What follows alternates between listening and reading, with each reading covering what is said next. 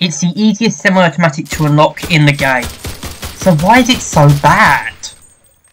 Hey guys, Chelsea here, welcome back to Bad Weapons of Enlisted. In this video we'll be talking about the M1 Carbine, which in Normandy is the level 5 unlock for the Allies.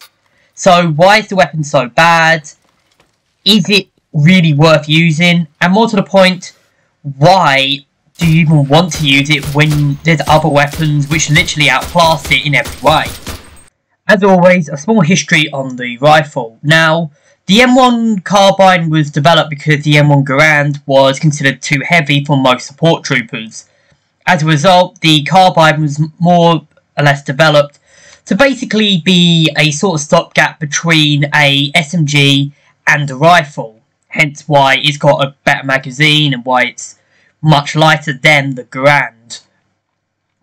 There was a lot of variants of the M1 Carbine which were developed throughout the war, including ones with folding stock, which was the M1A1, which was a parachute version, and a few more which had, like, for example, I think there was one which had like a 30 round mag, I think. Really, the M1 Carbine was more or less a support weapon to the M1 Garand. And it saw use outside the Garand, as it was used, for example, in the Korean War, it was used in Vietnam, and even has seen use in more recent conflicts to this day, and is still used by police and military around the world. In game, the M1, of course, being unlocked at level 5, has, you know, it can only be used by riflemen and other soldiers who use rifles. It has a hit power of 7.3 by default, with 380 to 420 shots a minute, a reload speed of 2.6, vertical recoil of 52, horizontal recoil of 16, a 50-round magazine, and can only fire semi-auto. Upgrading gives some benefits. To level 2, it will give it a minus 15% shot deviation. The recoil, of course, is reduced by 15% for both horizontal and vertical upon hitting level 3, which of course goes from 52 vertical and 16 horizontal to 44 vertical and 14 horizontal. Meanwhile, if you upgrade it to level to max level, you get another 15% shot deviation, meaning the shot deviation is now reduced to only 70% of what it is by default, so 30% better shot deviation. And also, the hit power goes from 7.3 to just a flat 8, because it has 10% more hit power. Now, with that being said, it does look decent, so why is it a bad weapon? Well, there's a few weapons that completely outclass it. The first of these has to be the Garand, which is unlocked 2 levels later. Now, typically the Garand, of course, is better at longer ranges, but the Garand can also work at short ranges as well. It has similar stats.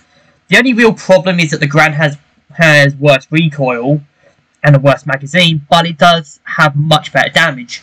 The Garand will pretty much one-shot, whereas the Carbine doesn't really one-shot too well. Also, you know, the Garand's much better at longer ranges, holding, you know, good fire at longer ranges, and it has a better scope in my opinion.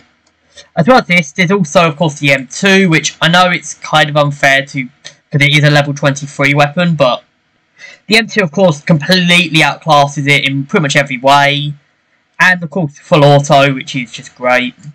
And even more damning for the M1 Carbine, there's a Carbine with a grenade launcher, which can only be used by troopers, but this grenade launcher is insane. It's literally a multi-kill. It's literally a free multi-kill weapon attached onto a Carbine. Now, this is probably the most damning thing about the Carbine, is that the Carbine's really, again, it's more of a support weapon, but there's so many better options. Now, even if you discount the M2 because it's really expensive, you can't discount the Garand, which is the same cost, and just the M1 Carbine with the grenade launcher, which I know you can only use this on troopers, but that's still just really good. Like, look at this.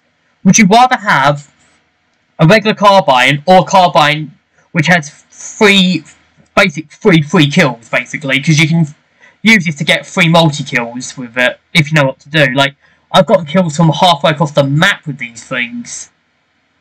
And that's the most damning thing about the Carbine. It's just not... It's not as good as the M1... It's not as good, you know, as the M1 Garand, and it's not as good as the M1 with the grenade launcher. That's the main real problem with the carbine, is that there's so many other options that you could pick rather than using the carbine that it's just not worth using it now. Especially, you know, when you get to level 17, when you get the launcher version, it's just better. You know, the only thing you can probably use it for after that is maybe equipping soldiers that aren't riflemen. But then again, just use the Garand. Like, the Garand's just as good, if not better, than the carbine. It's much better than the carbine.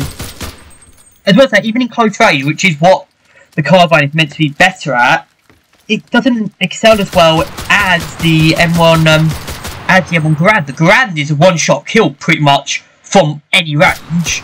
The carbine, again, it takes about 2, maybe 3 shots at close range to kill. And that's, you're literally, again, the Garand has worse ammo, but it's making up for that because the bullets do much more damage. Whereas the carbine, you know, with a clip, you're probably going to kill 5 people. With a Garand, you can easily kill 8 people with a Garand clip. Whereas, of course, the carbine, good luck getting at least 4, maybe 5 kills with the Garand, with the carbine, with one clip. Anyway, like, there's not really much to say about it. It's overclassed by other weapons. It's just not that good, really. Like, compare it to, say, like, comparing it to later unlocks, you know, it's not that good. And you can't even really, the only upside is you get an early semi-automatic rifle, earlier than the Germans do, at least. And, yeah, it's decent at that stage when the Germans are using Kar98s and you're using this.